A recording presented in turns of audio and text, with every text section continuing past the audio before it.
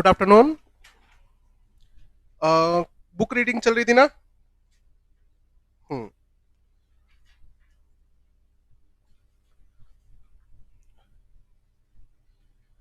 तो page number 1 अपना हो गया था।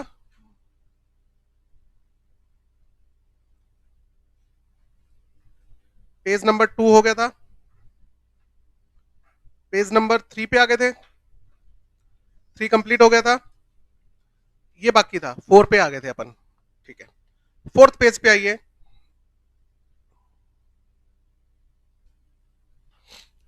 Withdrawal of consent by nominee. क्या नॉमिनी अपनी कंसेंट विड्रॉ कर सकता है? हाँ, nominee may withdraw his consent. कैसे विड्रॉ करेगा? आपको नोटिस देना है किसको? To 1 person company. आपको 1 पर्सन कंपनी को इन्फॉर्म करना है, भैया मैं अपना नॉमिनेशन क्या कर रहा हूं, विड्रॉ कर रहा हूं, तो मेरी जगह किसी और को रख लेना। ठीक है। Sole member shall nominate another person as nominee. अब सोल पर्सन को क्या करना पड़ेगा? सोल मेंबर को क्या करना पड़ेगा? दूसरा नॉमिनी रखना पड़ेगा with in 15 days of the receipt of notice. अब एक बात बताओ बेटा, मैंने आज कह दिया कि मैं अपना नॉमिनेशन विड्रॉ कर रहा हूं, क्या मेंबर के पास इमीडिएटली कोई दूसरा नॉमिनी अवेलेबल होगा? नहीं। अब माइंड में क्वेश्चन आता है, फाउंडेशन में आया होगा ये माइंड में क्वेश्चन। फाउंडेशन में भी लाइन थी बट उसके आगे नहीं दे रखा था। फाउंडेशन में सिर्फ ये किया था कि हाँ नॉमिनी अपना नॉमिनेशन क्या कर सकता है, विड्रॉ कर सकता है। आज मैंने मेंबर को इन्फॉर्म कर दिया कि मैं अपना नॉमिनेशन विड्रॉ कर रहा हूं। ठीक है। और नया नॉमिनी अपॉइंट होने से पहले, नया नॉमिनी अपॉइंट होने से पहले मेंबर की डेथ हो गई। अब बताओ क्या होगा? पुराना नॉमिनी अपना नॉमिनेशन विड्रॉ करके चला गया और नया नॉमिनी अपॉइंट होने से पहले उसकी मेंबर की क्या हो गई? डेथ हो गई। अब बताओ क्या होगा? क्या ये क्वेश्चन आया था माइंड में, फाउंडेशन में? अब देखो सॉल्यूशन क्या दे रखा है। ऐसा कभी नहीं होता कि तुमने आज इन्फॉर्म किया कि मैं अपना नॉमिनेशन विड्रॉ कर रहा हूं और मैं आज से नॉमिनी नहीं हूं। भैया 15 दिन रुकना पड़ेगा। आपने आज कहा है कि मैं अपना नॉमिनेशन विड्रॉ कर रहा हूं, तो अगले 15 दिन तक तुम क्या रहोगे? नॉमिनी रहोगे। किस लिए? क्योंकि मेंबर को नया नॉमिनी अपॉइंट करने के लिए कितना टाइम मिलेगा? 15 दिन का।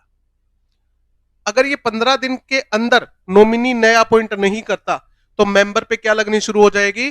पेनल्टी लगनी शुरू, क्योंकि आपने नॉमिनी अपॉइंट नहीं कर रखा और ओपीसी में नॉमिनी अपॉइंट करना कंपलसरी हो जाता है।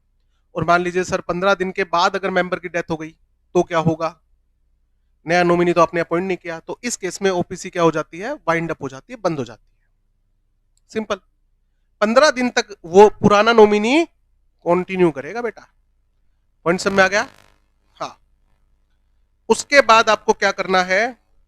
नया नॉमिनी अपॉइंट करना है और इंटीमेशन किसको देनी है? इंटीमेशन देनी है आपको किसको? आरओसी को। ठीक। And shall an intimation of such nomination to company. Company को इंटीमेशन देनी है, ओपीसी को, along with consent of nomination. जो नया बंदा नॉमिनी अपॉइंट हुआ है उसका कंसेंट लेटर के साथ।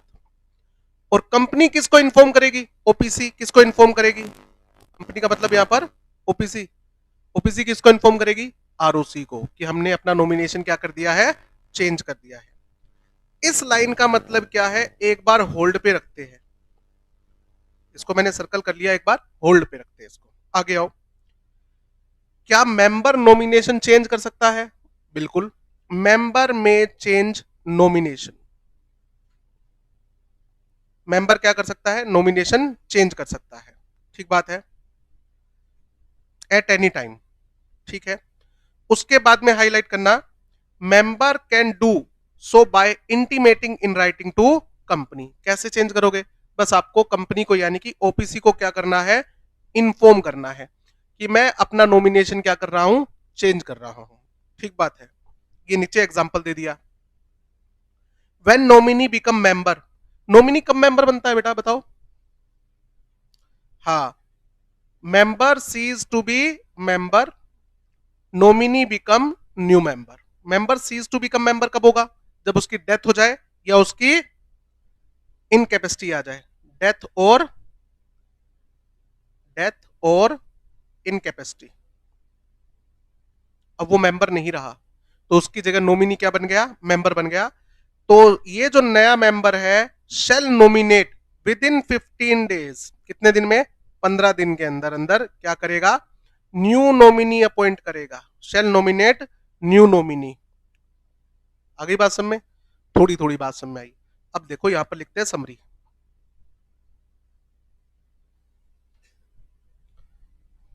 इसे हम बोलते हैं चेंज इन नोमिनेशन। नोमिनेशन में क्या आ गया है, चेंज आ गया है। सर नोमिनेशन में चेंज कैसे आता है, नोमिनेशन में चेंज आता है 3 वजह से। Number 1, withdrawal, withdrawal of consent, withdrawal of consent by nominee, nominee ने अपनी कंसेंट क्या कर ली, विड्रॉ कर ली।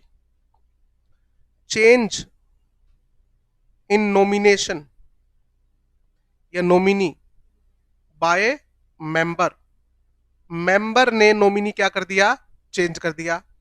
और तीसरा, डेथ और इनकैपेसिटी ऑफ मेंबर, मेंबर मर गया तो उसकी वजह से क्या होगा, नोमिनी क्या बन जाएगा, मेंबर बन जाएगा। ठीक है, ओके। अब इन तीनों केसेस में क्या करना है बताओ।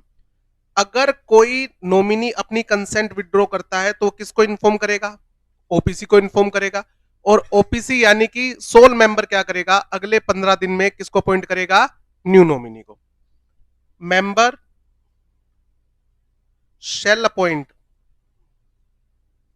शेल अपॉइंट न्यू नॉमिनी, आपको न्यू नॉमिनी अपॉइंट करना पड़ेगा कितने दिन में, within 15 days. Sir death हो गई है मेंबर की, तो जो नया मेंबर है वो क्या करेगा, न्यू नॉमिनी अपॉइंट करेगा कितने दिन में, 15 दिन में। ठीक है, कोई दिक्कत तो नहीं इसमें, ये 2 पॉइंट है। तो यहां पर इंपॉर्टेंट क्या है याद करने के लिए, 15 डेज। एमसीक्यू के लिए कितने दिन में नया नॉमिनी अपॉइंट करना होता है, 15 दिन में। कंफ्यूज कहां होगे अभी मैं बताऊंगा आपको, अभी कंफ्यूजन वाली बात आपको नहीं लग रही होगी, इजी लग रहा होगा। कंफ्यूज कहां करेगा एग्जामिनर, वो आपको अगले पेज पे समझ में आएगा। ये नोट हो गया। Notice of change to ROC in all 3 cases, कौन कौन से केसेस बोलो, जो हमने ऊपर डिस्कस किए, withdrawal of consent, replacing nominee. ठीक है, नॉमिनी क्या हो रहा है, रिप्लेस हो रहा है, नॉमिनी रिप्लेस हो रहा है 2 केसेस में, जब मेंबर ने अपने जीते जी नॉमिनी चेंज कर दिया, और नंबर 2 जब मेंबर की डेथ हो गई है जिसकी वजह से नॉमिनी क्या बन गया है, मेंबर बन गया है। Company shall within 30 days, company shall within 30 days of receipt of notice of withdrawal और intimation of change of nominee, किसको इन्फॉर्म करेगी, shall file a notice with ROC along with consent letter, along with consent letter। ये point आपको confuse करेगा।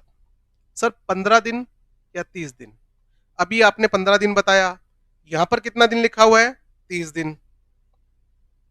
ध्यान से देखो क्या लिखा हुआ है, company within 30 days, company क्या करेगी 30 डेज में, एक मिनट,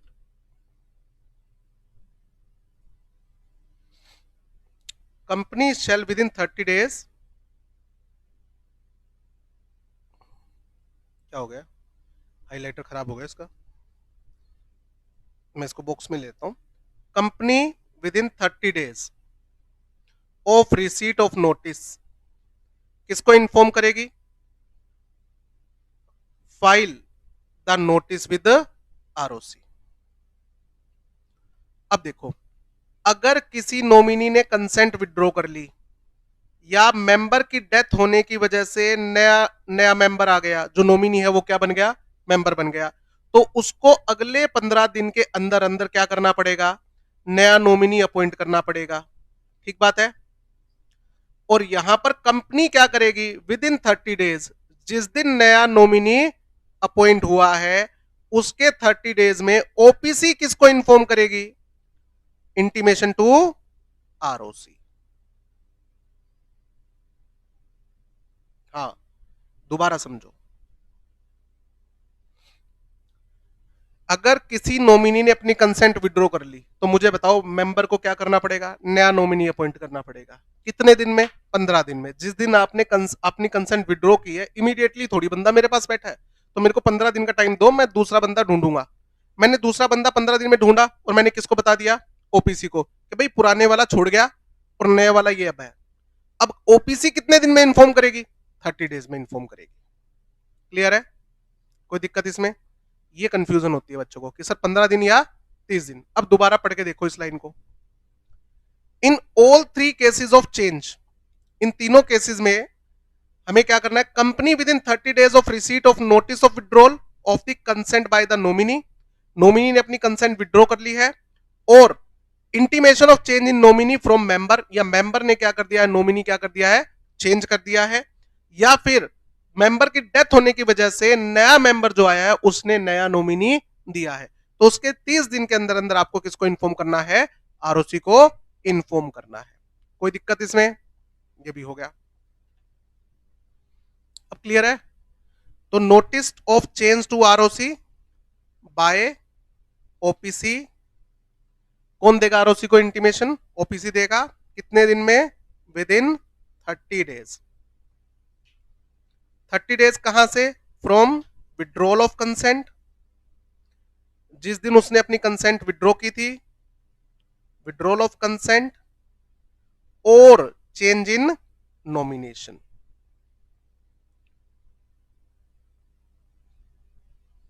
हाँ, नॉमिनी चेंज करना। क्लियर है? ठीक है,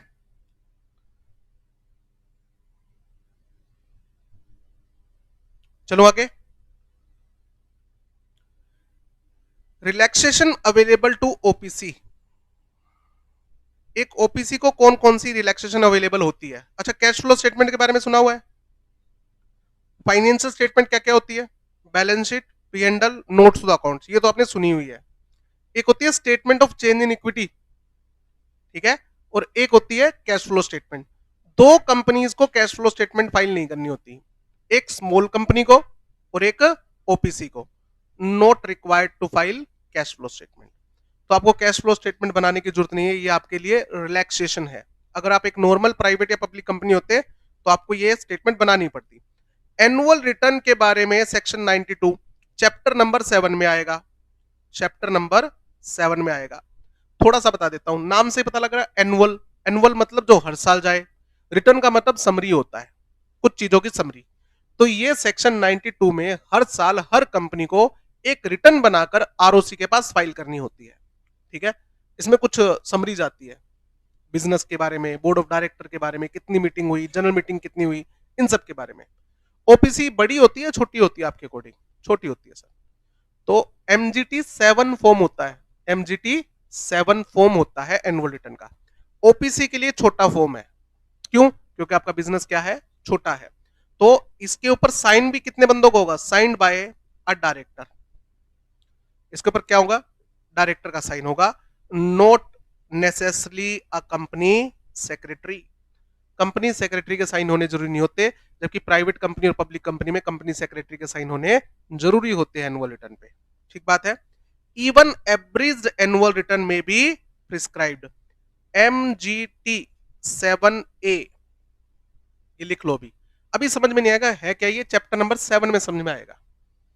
चैप्टर नंबर 7 पढ़ने के बाद जब ये लाइन पढ़ोगे तो आपको ये बिल्कुल इजी लगेगी, बल्कि चैप्टर नंबर 7 में रिपीट हो जाएगी लाइन।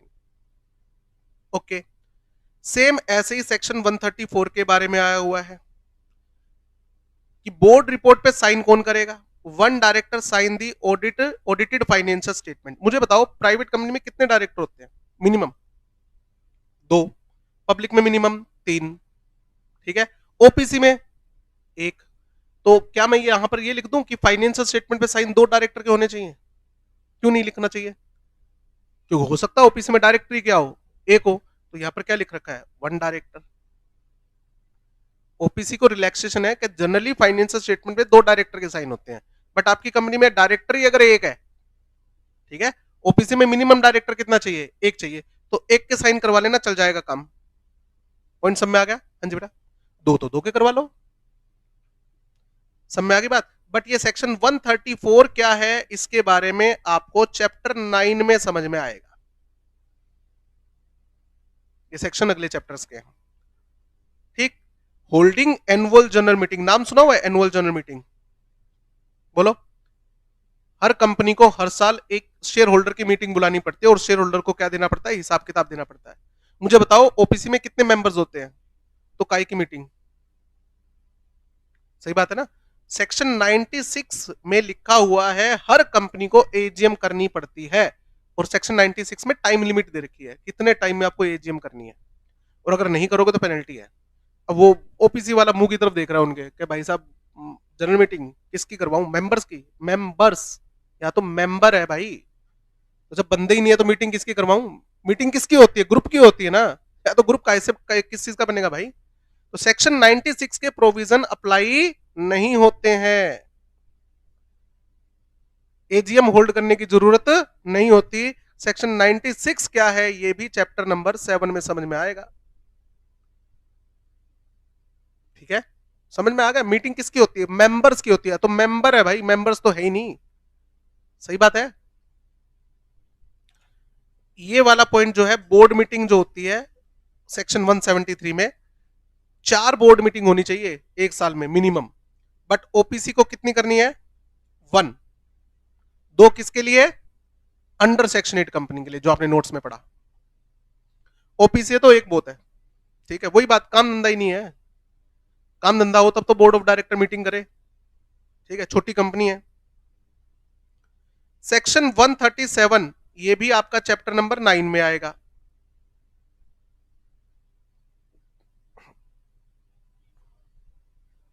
क्या चीज? हाँ, हाफ के अंदर, हाँ, each half of calendar year. Normal company में कितना करना पड़ेगा, एक कैलेंडर ईयर में 2, सॉरी हाफ कैलेंडर ईयर में कितनी करनी पड़ेगी, 2। आपको कितनी करनी है, 1, ठीक है। उसके अंदर भी रिलैक्सेशन मिलेगी, अब आपको आगे आएगा ये भी, कि आपके लिए एक ही करनी पड़ेगी, उसका भी लॉजिक आगे आ जाएगा। हाँ जी बेटा, हाँ, डायरेक्टर एक है तो बस नहीं होगी फिर उनकी बोर्ड मीटिंग, ठीक है, यही आगे आएगा सारा। बट अगर डायरेक्टर एक से ज्यादा है तो फिर करनी पड़ेगी। Member severally liable in certain cases, यहां पर एक ब्रेक लगाना, यहां पर एक कट लगेगा। ये टॉपिक ओपीसी का टॉपिक खत्म हो गया है, और ये टॉपिक चालू। Member severally liable in certain cases, section 3A कभी पढ़ा है, फाउंडेशन में पढ़ा हो, नहीं पढ़ा? चलो इसका एक डायग्राम बनाते हैं पहले। सेक्शन 3A क्या कहता है, if at any point of time, if at any point of time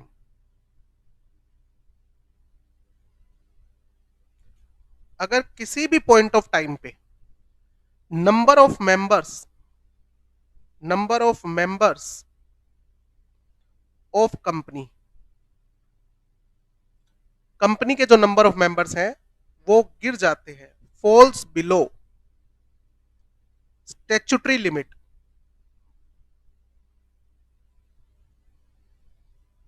statutory limit से भी नीचे फॉल कर जाते हैं, and company fails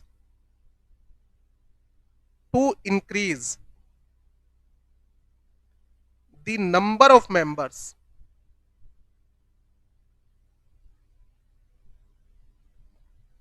up to statutory limit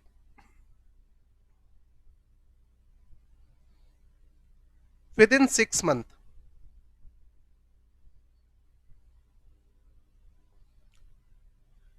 और कंपनी जो है वो नंबर ऑफ मेंबर्स को इंक्रीज करने में क्या हो जाती है, फेल हो जाती है 6 महीने के अंदर अंदर, then every remaining member member, bracket में लिखता हूं who are aware of this fact, जिसको इस फैक्ट के बारे में पता है, are liable for increased liability, increased liability of company in person, in person मतलब पर्सनली, नहीं समझ में आया? अब इसका एक एग्जांपल साइड में लेते हैं। एबीसी लिमिटेड कंपनी है, बताओ कौन सी कंपनी लग रही है, प्राइवेट है या पब्लिक है? पब्लिक, क्योंकि प्राइवेट कंपनी के नाम में प्राइवेट वर्ड होगा, ठीक है। जो कंपनी प्राइवेट नहीं होती वो क्या होती है, पब्लिक होती है, सुना है ना? हाँ। अच्छा, पब्लिक कंपनी में मिनिमम कितने मेंबर होने चाहिए बताओ? 7। और इस कंपनी में टोटल कितने मेंबर है? 10 है, 10 मेंबर्स है, चलेगा? चलेगा सर। इसमें से 5 मेंबर्स जो है वो कार से कहीं जा रहे थे, 5 members were travelling through a car,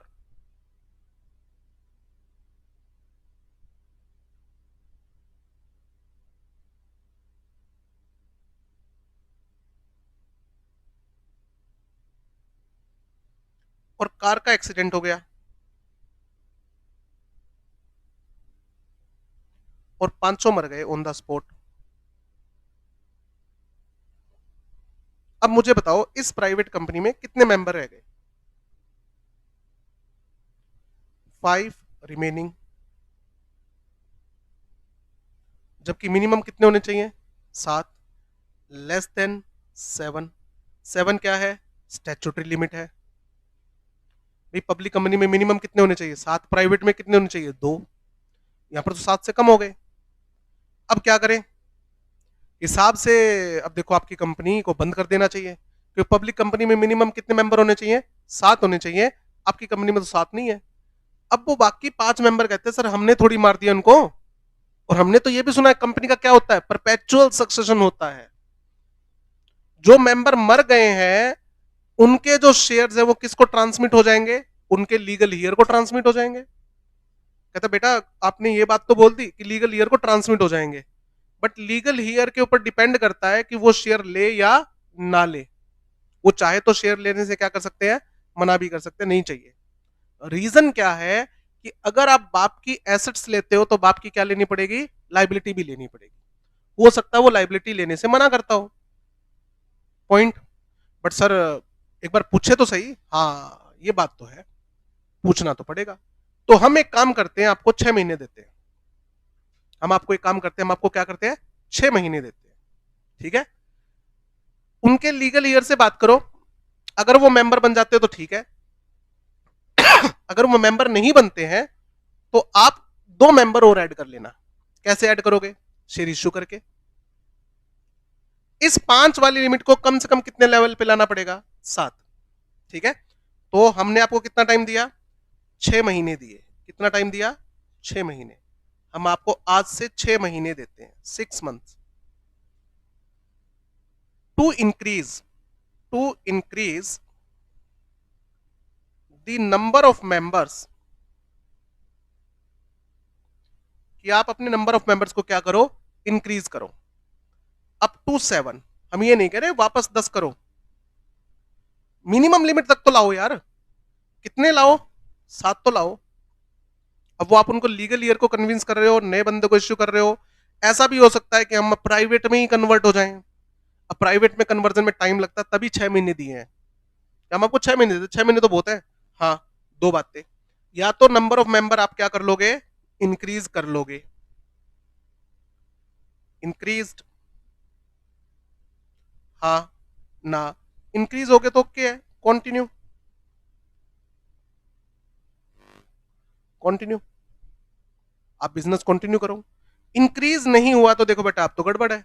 हमने आपको 6 महीने दिए, आपने अभी भी कंटिन्यू नहीं, अब क्या करना चाहिए आपको? बिजनेस क्या कर देना चाहिए? क्लोज कर देना चाहिए, क्लोजर ऑफ कंपनी। आपको कंपनी क्या कर देनी चाहिए, बंद कर देनी चाहिए। दो बातें, आपने कंपनी क्लोज कर दी, हाँ ओके है, ठीक है हम कंपनी बंद कर देते हैं सर, सारी एसेट बेच देंगे, जो क्रेडिट का पैसा देना है दे दिया, और जो बच गया वो मेंबर बांट लेंगे और आपस में कर लेंगे शेयर। हमने बिजनेस क्लोज नहीं किया। अब देखो, अब जूत खाने वाले काम कर रहे हो तुम भाई, अब आप एक्ट के अगेंस्ट जा रहे हो। एक्ट ने आपको 6 महीने दिए ना, 6 महीने में आपने नंबर ऑफ मेंबर्स को इंक्रीज भी नहीं किया और उसके बाद भी बिजनेस करते जा रहे हो, तो अब आप किसके अगेंस्ट जा रहे हो, एक्ट के अगेंस्ट जा रहे हो। अब भाई अब गड़बड़ है, अब एक काम करो, अब लाइबिलिटी लिमिटेड कब होती है मेंबर्स की, जब वो कंपनी होते हैं। अब देखा जाए तो आपकी कंपनी होनी ही नहीं चाहिए, बंद हो जानी चाहिए, क्योंकि 6 महीने तो हो चुके। तो जो रिमेनिंग मेंबर है उनकी लाइबिलिटी क्या हो जाएगी, अनलिमिटेड हो जाएगी। 6 महीने के बाद कंपनी के अंदर कोई भी डेट अगर आया तो उसके लिए लाइबिलिटी क्या हो जाएगी, अनलिमिटेड। ठीक है, तो रिमेनिंग मेंबर्स की क्या हो जाएगी, unlimited liability. Remaining members liability क्या हो जाएगी, अनलिमिटेड हो जाएगी।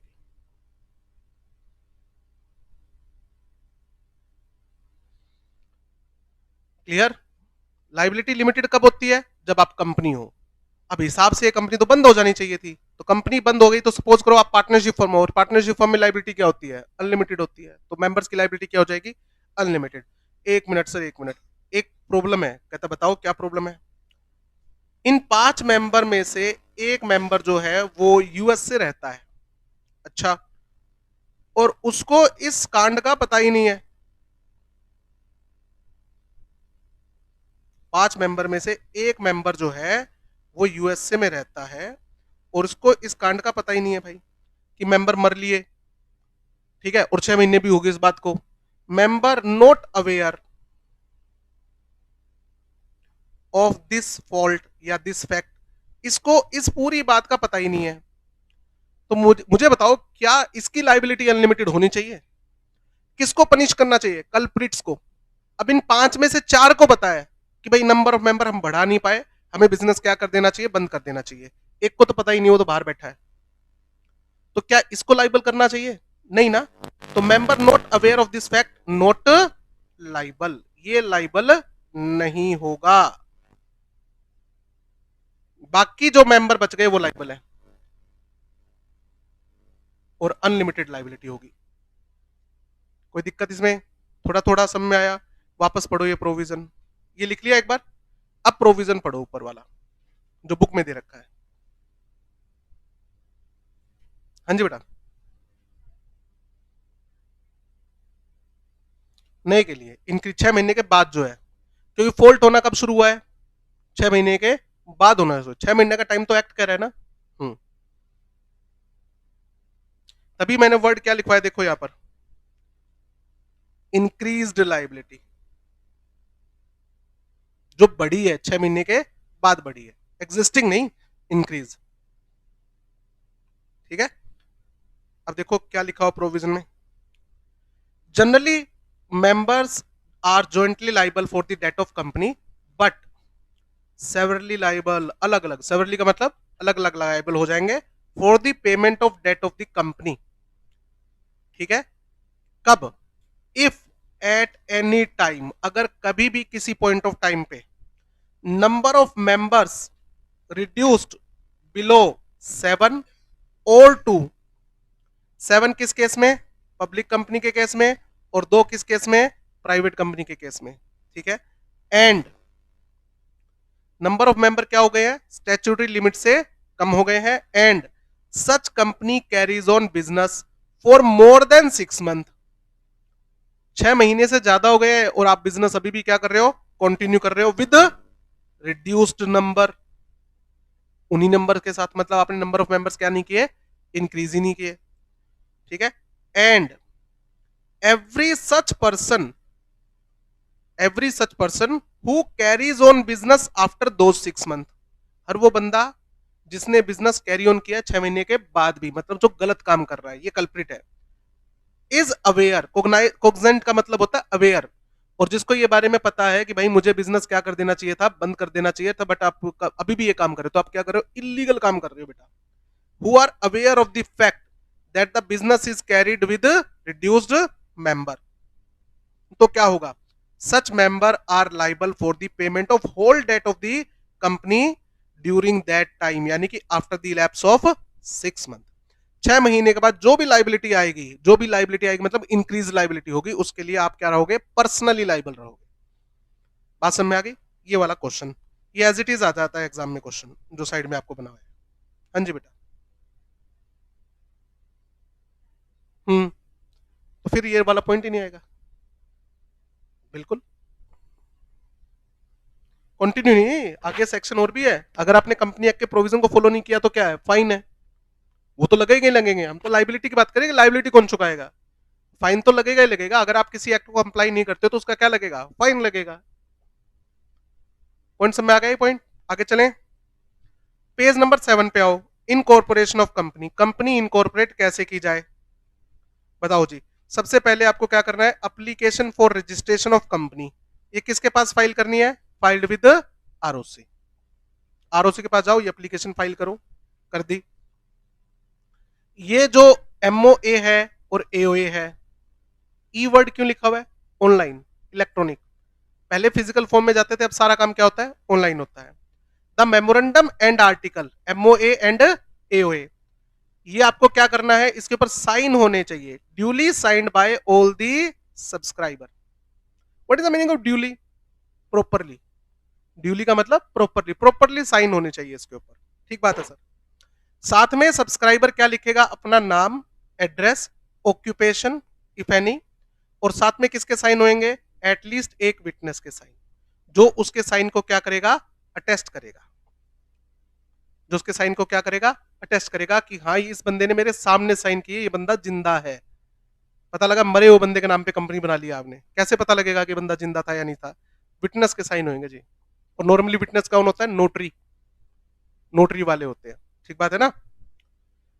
अगर सब्सक्राइबर पढ़ा लिखा ना हो तो, आपने तो कह दिया साइन करेगा, अगर वो पढ़ाई लिखा ना हो तो फिर क्या लगेगा, अंगूठा लगेगा बेटा। अब आपके सामने एग्जांपल ये आ रहा है कि सर मान लो उसको दोनों हाथ ही ना हो तो, सोली फिल्म का ठाकुर हो तो बेटा वो कोई रिप्रेजेंटेटिव अपॉइंट करेगा अपना, रिप्रेजेंटेटिव उसके सामने एमओए और एओए को रीड करेगा, और फिर वो रिप्रेजेंटेटिव उसके बिहाफ पे क्या करेगा, साइन करेगा। जैसे कोई मर जाता है तो लीगल ईयर होता है, कोई बंदा जिंदा होता है तो लीगल रिप्रेजेंटेटिव वर्ड यूज करते हैं उसके लिए, कि बंदा जिंदा है बट वो कैपेबल नहीं है साइन करने का, डिसीजन मेकिंग के, तो उसका एक रिप्रेजेंटेटिव होता है जो साइन करेगा, ठीक है वो कर देगा। और अगर सब्सक्राइबर एक बॉडी कॉर्पोरेट हो तो, अच्छा बॉडी कॉर्पोरेट क्या होती है, कंपनी, एलएलपी, फॉरेन कंपनी, क्या एक कंपनी के मेंबर दूसरी कंपनी हो सकती है, हाँ हो सकती है ना। तो कंपनी कैसे साइन करेगी बताओ, साइंड बाय डायरेक्टर, ऑफिसर और employ authorized in this behalf, इसको हम क्या बोलेंगे, representative, representative of such body corporate. जब भी कोई कंपनी का मेंबर, एक बॉडी कॉर्पोरेट होती है, एक नॉर्मल इंसान नहीं होता, नेचुरल पर्सन नहीं होता, तो उस बॉडी कॉर्पोरेट का एक रिप्रेजेंटेटिव आता है कंपनी के अंदर मीटिंग करने के लिए, डिसीजन लेने के लिए, तो वो साइन करेगा सर, ठीक बात है सर। आगे आइए सर, सब्सक्राइबर अगर फॉरेन नेशन का है तो, इंडिया से बाहर रहता है तो बताओ फिर, तो सर उसके सिग्नेचर को अटेस्ट कौन करेगा, नोटरी पब्लिक, तो सर नोटरी पब्लिक वालों से उसके क्या करवाओ, साइन करवाओ, ठीक बात है, ठीक है। साथ में आपको एक डिक्लेरेशन देनी पड़ेगी, डिक्लेरेशन ऑफ कंप्लायंस, ठीक है, बाय प्रोफेशनल एंड डायरेक्टर, एक डिक्लेरेशन देनी पड़ेगी that all the requirement of this act complied, have been complied, कि जो भी रिक्वायरमेंट है ना कंपनी इनकॉर्पोरेशन से रिलेटेड, वो सारी रिक्वायरमेंट क्या हो चुकी है, पूरी हो चुकी है। कौन कहता है ये, सर सीए, हालांकि ये सीए हो सकता है, सीएस हो सकता है, सीएमए हो सकता है, एडवोकेट हो सकता है in practice. Who is engaged, engage मतलब अपॉइंटेड, जिसको अपॉइंट किया गया है, हायर किया गया है कंपनी बनाने के लिए। तो मैंने बताया ना सब्सक्राइबर या प्रमोटर किसके पास जाता है, एक सीए के पास जाता है, सर एक कंपनी बनानी है, तो सीए क्या कहेगा, लाओ एमओए दे दो, एओए दे दो और साइन कर दो इसके ऊपर, मैं आपके डॉक्यूमेंट फाइल कर देता हूँ आरओसी के पास। तो सीए आरओसी को क्या कह रहा है कि मैंने चेक कर लिया है, सारे डॉक्यूमेंट वगैरह पूरे हैं और सारी रिक्वायरमेंट पूरी हो चुकी है। इस पे साइन किसके होंगे, सीए के एंड डायरेक्टर्स के, manager secretary of the company. ठीक है, जो कंपनी के डायरेक्टर बनने वाले हैं उनके साइन होंगे। ठीक है, नोट्स में लिखवा रखा है ये। हाँ जी बेटा, कौन से वाला? अगर ये कह रहा फॉरेन नेशन का बंदा हो तो विटनेस नॉर्मली कौन होता है मुझे बताओ? अगर आप कोई काम कर रहे हो और आप मुझे कहते हो सर मेरे विटनेस बनोगे, तो मैं आपको जानता हूँ ना। फॉरेन नेशन का बंदा जो है उसका विटनेस कौन होगा इंडिया में भाई? और जिसका कोई विटनेस नहीं होता वो किसको विटनेस बनाता है? नोटरी। अगर कहीं एक्ट में कहीं लिखा हो ना कि आप अपना विटनेस लेके आओ, मैं कहता हूं मेरे को तो कोई जानता ही नहीं, मेरा कोई विटनेस ही नहीं बन रहा, तो कहता है फिर नोटरी से टेस्ट करवाओ। वो चार्जेस लेते हैं और वो आपके बिहाफ पर आपके डॉक्यूमेंट को वेरीफाई करके क्या लगा देते हैं? स्टैंप लगा देते हैं। समझ में आया? डिक्लेरेशन बाय, एक डिक्लेरेशन और जाएगी, और ये डिक्लेरेशन कौन देगा? सब्सक्राइबर देगा और फर्स्ट डायरेक्टर्स देंगे। क्या? कि जो भी इंफॉर्मेशन हमने दी है stating that all document are correct and complete, कि कंपनी बनाने के लिए हमने जो अपना नाम एड्रेस वगैरह दिया है ना, आईडी वगैरह दिया है, रेजिडेंशियल एड्रेस का प्रूफ दिया है, वो सारे क्या है? सही है जी, हमने कोई एडिटिंग वेडिटिंग नहीं करी है। ठीक है, okay. And he is not convicted for any offence of promotion management of company, हमने कभी भी कंपनी बनाने में और कंपनी के मैनेजमेंट ने कोई गड़बड़ नहीं करी है, या कभी भी कोई फ्रॉड नहीं किया है, ब्रीच ऑफ ड्यूटी नहीं की है। और अगर ऐसा कुछ हुआ भी है तो इस बात को कितने साल हो चुके हैं? 5 साल हो चुके हैं, 5 साल से ज्यादा हो चुके हैं। मतलब लास्ट 5 ईयर्स में हमने कंपनी प्रमोशन, कंपनी मैनेजमेंट या ब्रीच ऑफ ड्यूटी या फ्रॉड में कन्विक्टेड नहीं हुए जी इस 5 साल में, क्योंकि अगर मैंने कोई ऐसा गड़बड़ की है तो मैं 5 साल तक कंपनी नहीं बना सकता। इस ये कौन डिक्लेरेशन दे रहा है? अच्छा बताओ, यहां पर सीए साइन क्यों नहीं कर रहा? ऊपर वाली डिक्लेरेशन पे सीए भी साइन कर रहा है ना, कि कंपनी इनकॉर्पोरेशन से रिलेटेड जितने भी प्रोविजन सब कंप्लाई हो गए हैं। यहां पर सीए के साइन क्यों नहीं हो रहे? मेरे को थोड़ी पता है तुम कन्विक्टेड रहे हो या नहीं रहे। समझ में आ रहा है? हाँ, मैं ये देख के तो बता सकता हूं कि तुमने प्रोविजन को फॉलो किया है या नहीं किया। क्यों? क्यों? मेरे को कंपनी एक्ट आता है, मुझे पता है कि क्या क्या प्रोविजन फॉलो करने चाहिए। यहां पर मैं थोड़ी साइन कर दूंगा। बात समझ में आ गई? एक टेम्परेरी एड्रेस देना पड़ेगा for correspondence. What is the meaning of correspondence? Communication. हाँ जी बेटा, किसके अंदर? इस पे सब्सक्राइबर करेंगे ना डायरेक्टर, सेल्फ डिक्लेरेशन बोलते हैं इसे। अगर मैं आपसे पूछूं कि क्या आप 5 साल में कभी भी कन्विक्टेड रहे हो, आप कहते हो नहीं, मैं कहता हूं साइन कर दो इस एफिडेविट पे कि आप पिछले 5 साल में कभी भी कन्विक्टेड नहीं रहे हो company promotion, company management, breach of duty या फ्रॉड में। आप साइन करके दोगे, मैं नहीं साइन करने वाला। सेल्फ डिक्लेरेशन बोलते हैं इसको, एक तरीके से सेल्फ अटेस्टेशन। और कल को आपने झूठ बोला है तो आप लीगल पेपर पे लिख के दे रहे हो, ये सेक्शन 447 में 10 साल तक की जेल है, तो सोच समझ के साइन करना पड़ता है। पॉइंट समझ में आया? उसके बाद एक टेम्परेरी एड्रेस दे दो कम्युनिकेशन करने के लिए, जब तक कंपनी का till registered office is establish. भाई जब तक कंपनी बन नहीं जाती और कंपनी का खुद का ऑफिस नहीं आ जाता, तब तक मैं किस ऑफिस पे कम्युनिकेशन करूं? आरओसी आपसे पूछ रहा है, तो नॉर्मली ये सीए का ऑफिस का एड्रेस होता है, ये टेम्परेरी एड्रेस होता है। टेम्परेरी एड्रेस दे दो भाई।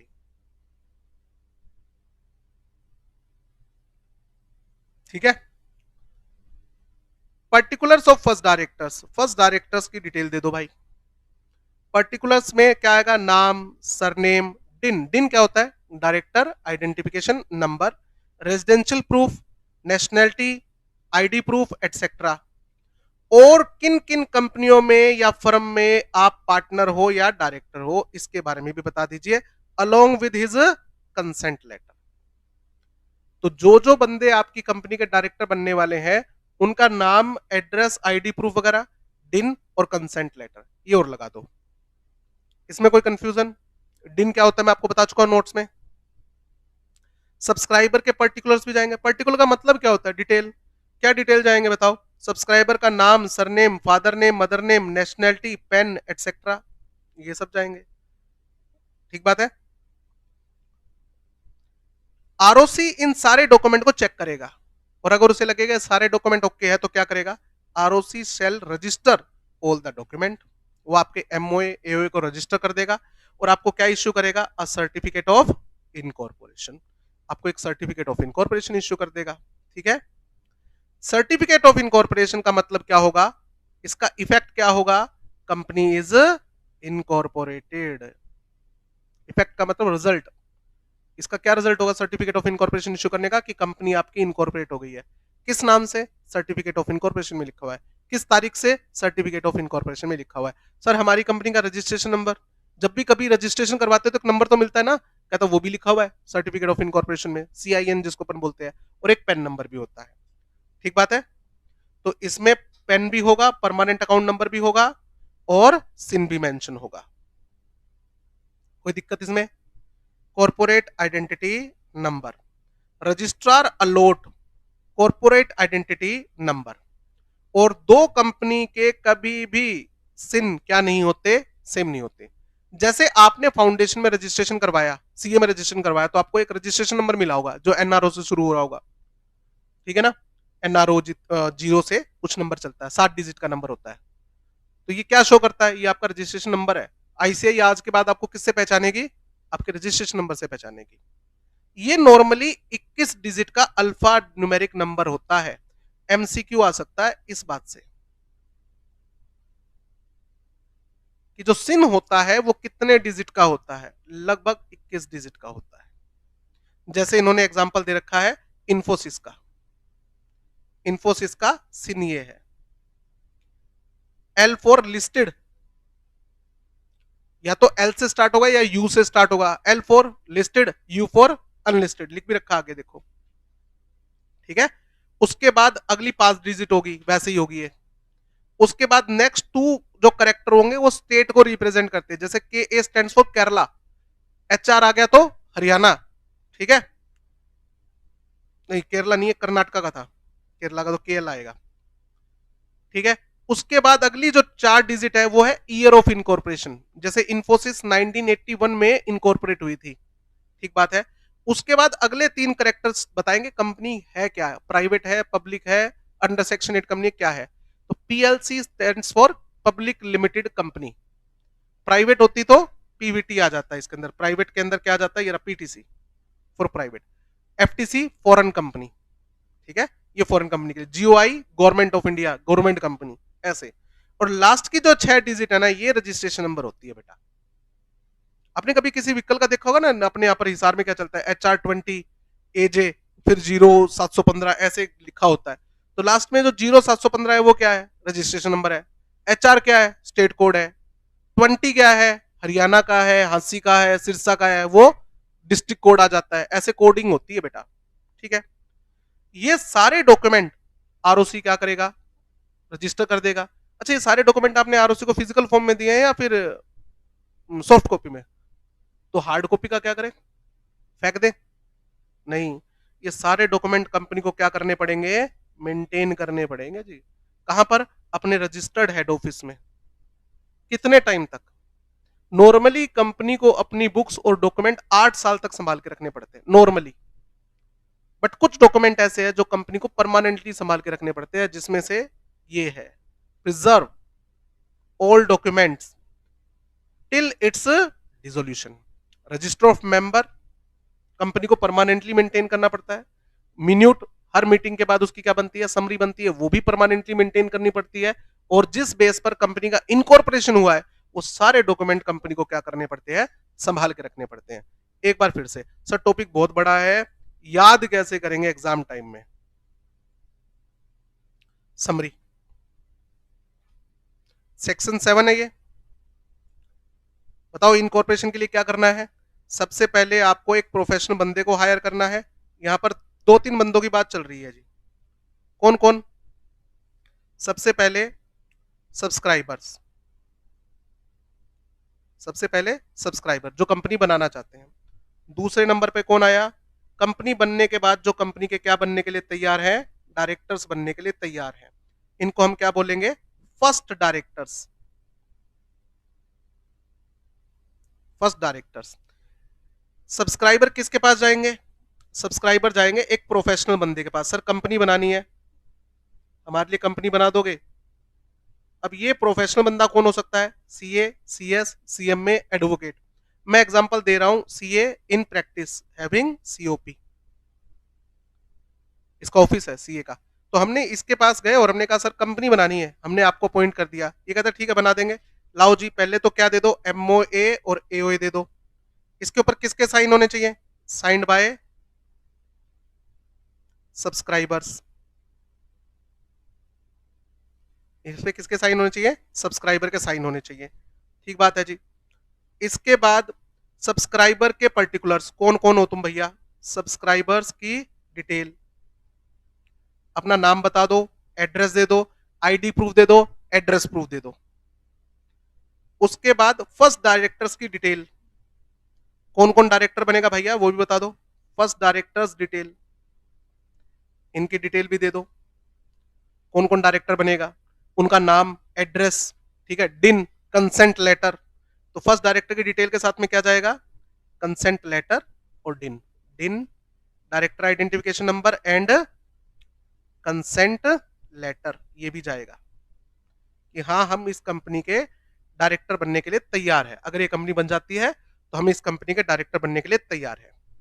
सर ये डिटेल गलत दे देंगे तो ऐसा कैसे, डिक्लेरेशन देनी पड़ेगी लीगल पेपर पर, डिक्लेरेशन देनी पड़ेगी लीगल पेपर पे आपको।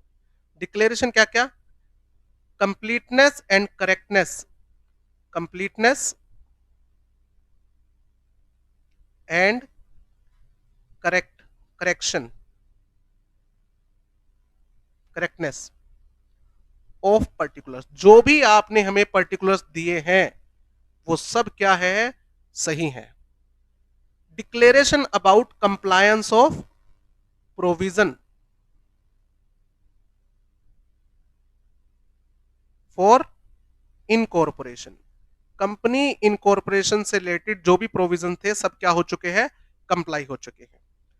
एक डिक्लेरेशन और क्या देनी है कि हम गिल्टी नहीं है, not convicted for offence during last 5 years, past 5 years में हमने कोई ऑफेंस नहीं किया कंपनी प्रमोशन, मैनेजमेंट, फ्रॉड और ब्रीच ऑफ ड्यूटी का। ठीक है, ओके। इस डिक्लेरेशन पे साइन कौन करेगा, इस डिक्लेरेशन पे साइन कौन करेगा, बताओ किस किस के पर्टिकुलर जा रहे हैं, सब्सक्राइबर के और फर्स्ट डायरेक्टर के, तो ये दोनों तो साइन करेंगे ही करेंगे। Signed by subscriber and first directors. अच्छा ये साइन कौन करके देगा कि सारे प्रोविजन कंप्लाई हो गए हैं, बताओ बोलो, एंड सीए, जिसको आपने अपॉइंट किया है वो प्रोफेशनल बंदा। समझ में आ रहा है, लॉजिक है हर चीज के पीछे। मैं पर्टिकुलर्स दे रहा हूं तो मैं ही तो साइन करके दूंगा कि पर्टिकुलर सही है, और कंपनी एक्ट के प्रोविजन कंप्लाई हो गए हैं कौन बताएगा, सीए बताएगा। इस डिक्लेरेशन में कौन साइन करेगा, सीए करके देगा साइन, नहीं, इस पे साइन कौन करके देगा, subscribers, signed by subscriber and first directors, कि हम कंपनी इनकॉर्पोरेशन में, मैनेजमेंट में और ब्रीच ऑफ ड्यूटी में या फ्रॉड में कन्विक्टेड नहीं रहे हैं, ये साइन करके देंगे। ये सारे डॉक्यूमेंट क्या होंगे बेटा, ऑनलाइन फाइल होते हैं। ठीक है, एक टेम्परेरी एड्रेस दे देना, टेम्परेरी एड्रेस, और आरओसी आपको क्या इश्यू करेगा, ROC issues certificate of incorporation, और ये इस बात का प्रूफ होगा कि आपकी कंपनी इनकॉर्पोरेट हो गई है। सर्टिफिकेट ऑफ इनकॉर्पोरेशन में सिन भी होगा, पेन भी होगा और डेट ऑफ इनकॉर्पोरेशन भी होगी। क्लियर है, ये समरी है, ये नोट हो गया। अगर सर झूठ बोल के कंपनी बना ली तो बस हो गया, ये टॉपिक करवाऊंगा, बस खत्म हो गया। नहीं नहीं छोटा सा है बस, अरे नहीं इतना ही, यहीं तक है, ये वाला पेज है।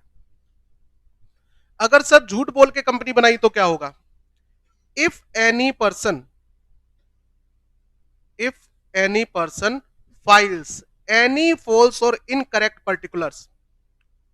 सर अगर कोई झूठ बोल दे तो, सर डिक्लेरेशन पे साइन कर रहा है तो सर जो झूठ बोल रहा है डिक्लेरेशन पे साइन करने में क्या जाएगा उसका, ये तो वो समझ नहीं रहा है। ये जो डिक्लेरेशन होती है ना स्टाम्प पेपर पे होती है बेटा, लीगल पेपर पे।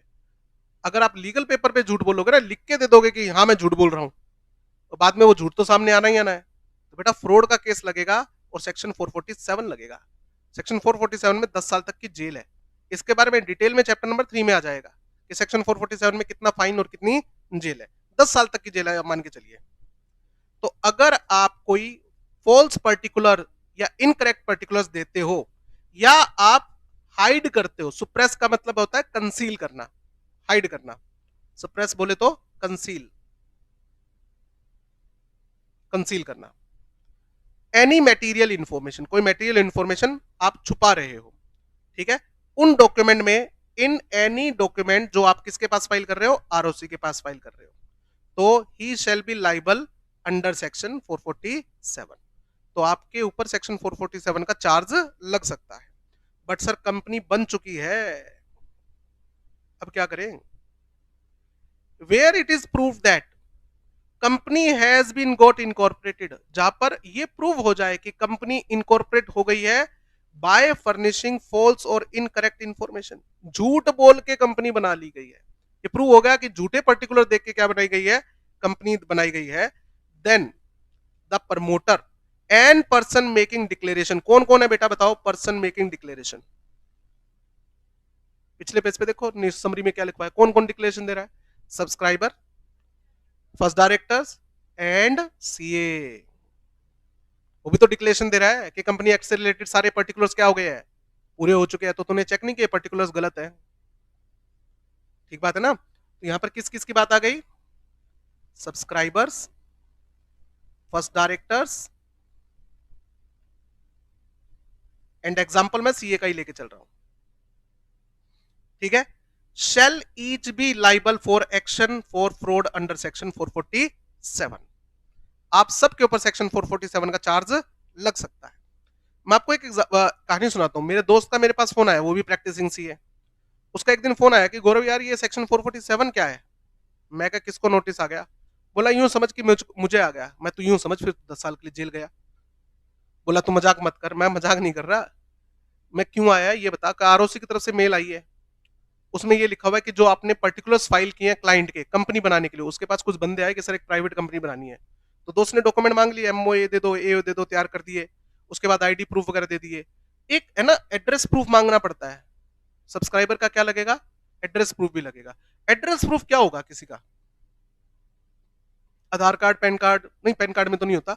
आधार कार्ड है, डीएल है। उस टाइम पे आधार कार्ड नहीं होते, पुराने जमाने की थोड़ी बात कर रहे हैं। उस टाइम पे आधार कार्ड इतने बने ही नहीं थे, स्टार्ट ही नहीं हुआ था। तो मेरे दोस्त ने मुझे कहा कि भाई उसने क्या गड़बड़ कर दी, बिजली का बिल जो है ना वो रेजिडेंशियल प्रूफ होता है। बिजली का बिल जो आता है ना उसमें मीटर मीटर किसके नाम पे रजिस्टर्ड है, बंदे का नाम लिखा होता है। लैंडलाइन बिल भी रेजिडेंशियल प्रूफ में आता है, ब्रॉडबैंड भी किस में आता है, रेजिडेंशियल प्रूफ में आता है। तो पीडीएफ डाउनलोड हो जाती है ना इलेक्ट्रिसिटी बिल की, तो कहते उसने पीडीएफ डाउनलोड कर ली, वो कहीं पर किराए पे रह रहा था। अब बिजली का बिल किसके नाम पे होगा? लैंडलॉर्ड के नाम पे होगा। उसने बिजली का बिल की पीडीएफ डाउनलोड करके उसको एडिट करके खुद का नाम लिख दिया। पीडीएफ एडिट हो जाती है, हो जाती है, और उसने मुझे दे दिया। अब गवर्नमेंट के पास तो सबका डाटा है, तो बिजली का जो मीटर होगा, बिजली का बिल होता है ना, उस पर एक नंबर होता है, आपको पता हो तो आरओसी ने जैसे ही वो नंबर अपने सिस्टम में डाला, पता लग गया ये तो एक्स बंदे के नाम पे रजिस्टर्ड है, और डॉक्यूमेंट फाइल कौन कर रहा है? भाई इसका मतलब डॉक्यूमेंट क्या है? फॉल्स है। तो आरओसी ने क्या किया, कंपनी रजिस्ट्रेशन की एप्लीकेशन रिजेक्ट करी और नोटिस भेज दिया सेक्शन 447 का कि बताओ भैया हम आपके पास सेक्शन 447 का चार्ज क्यों ना लगाएं। ओबीएच, अपॉर्चुनिटी ऑफ बीइंग हर्ड। किस किस को जाएगा ये? सब्सक्राइबर को, फर्स्ट डायरेक्टर को, और मेरा दोस्त जो इनका सीए था उसके पास भी आ गया। मैं बोला भाई ये कहानी, उसने बताया ये कहानी बनी है। मैं कहा भाई 10 साल तक की जेल है। कहा भाई अब क्या करूं? मैं जो कहानी तूने मेरे को बताई है वही रिप्लाई में डाल दे। ये डॉक्यूमेंट जो पीडीएफ आई है मेरे पास में एडिटेड आई थी, और मेरे पास कोई रीजन टू बिलीव नहीं था कि डॉक्यूमेंट क्या है, फॉल्स है। मुझे कैसे डाउट होगा कि फॉल्स है? डेटाबेस किसके पास है, कौन सा मीटर किसके नाम पे है? गवर्नमेंट के पास है, हमारे पास थोड़ी है, सीए के पास। तो मेरे पास जो डॉक्यूमेंट आया था उसमें मुझे कोई एडिटिंग नजर नहीं आ रही थी, ये डॉक्यूमेंट एडिटेड था, तो उसके लिए मैं लाइबल नहीं हूं, बच गया वो। आपको प्रूव करना पड़ेगा। एक बार सबको नोटिस आएगा, जितने भी सब्सक्राइबर है, डायरेक्टर्स है और सीए, सबको नोटिस आ जाएगा 447 का। जो जो प्रूव करता गया कि भाई मैं इन्वॉल्व नहीं हूं, वो बचता जाएगा। पॉइंट सब में आया?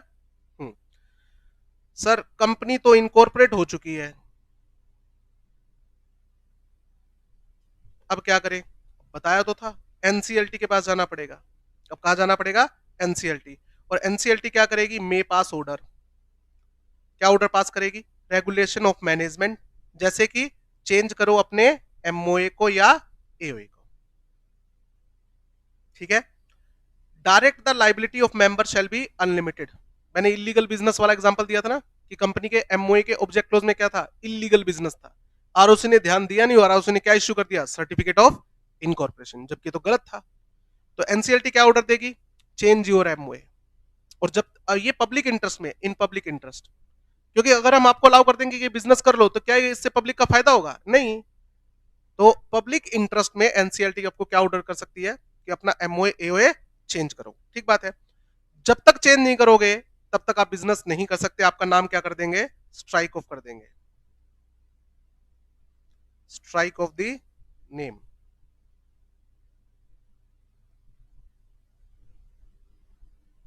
कंपनी का नाम स्ट्राइक ऑफ कर दो। और अगर किसी ने इलीगल बिजनेस करने की कोशिश की तो उसकी लाइबिलिटी क्या हो जाएगी, अनलिमिटेड। और अगर लंबे टाइम तक नहीं करा तो कंपनी का क्या आ जाएगा, वाइंडिंग अप भी हो सकता है, एटसेट्रा। एनसीएलटी ये ऑर्डर पास कर सकती है। पहला ऑर्डर क्या आएगा, अपना एमओए चेंज करो। जब तक एमओए चेंज नहीं करोगे तब तक आपका नाम क्या रहेगा, रिमूव्ड। अगर किसी ने, अब कंपनी के नाम से तो काम हो नहीं सकता, कोई भी काम मेंबर करेगा तो किसके नाम से होगा, पर्सनल नाम से हो, पर्सनल नाम में होगा तो लाइबिलिटी क्या हो जाएगी, अनलिमिटेड। और अगर 30 दिन या 40 दिन जितना भी टाइम देगी आपको नाम चेंज करने के लिए, उतने दिन में चेंज नहीं किया तो हो सकता बाइंडिंग अप का ऑर्डर भी आ जाए। Provided that, what is the meaning of provided that, ध्यान रहे, या exception. Before making such order, NCLT order pass करने से पहले आपको क्या देगी, एक अपॉर्चुनिटी ऑफ बीइंग हर्ड देगी। Company shall be given a reasonable opportunity of being heard, इसको हम शॉर्ट फॉर्म में क्या बोलते हैं, ओबीएच। ठीक है। ट्रिब्यूनल ऑर्डर पास करने से पहले ये देखेगी कि इस कंपनी में कितनी ट्रांजैक्शन हो चुकी है, consideration of the transaction entered into by company. अगर मान लीजिए कंपनी ने अब तक कोई ट्रांजैक्शन करी ही नहीं है तो हो सकता है बाइंडिंग अप का ऑर्डर ही आ जाए कि जब कंपनी ने कोई ट्रांजैक्शन नहीं करी तो बंद करो। ट्रांजैक्शन काफी सारी हो चुकी है तो उन ट्रांजैक्शन की लायबिलिटी क्या होगी, अनलिमिटेड हो जाएगी। तो ऑर्डर पास करते हुए एनसीएलटी ये चेक करेगी कि इस कंपनी ने अब तक कितनी ट्रांजैक्शन कर ली है, कितने कॉन्ट्रैक्ट कर लिए हैं, इस कंपनी को बंद कर देना सही है या फिर इसको चेंज करना चाहिए, एटसेट्रा। ये हो गया पॉइंट। लो जी, आज के लिए इतना काफी। चलो पढ़ के आना।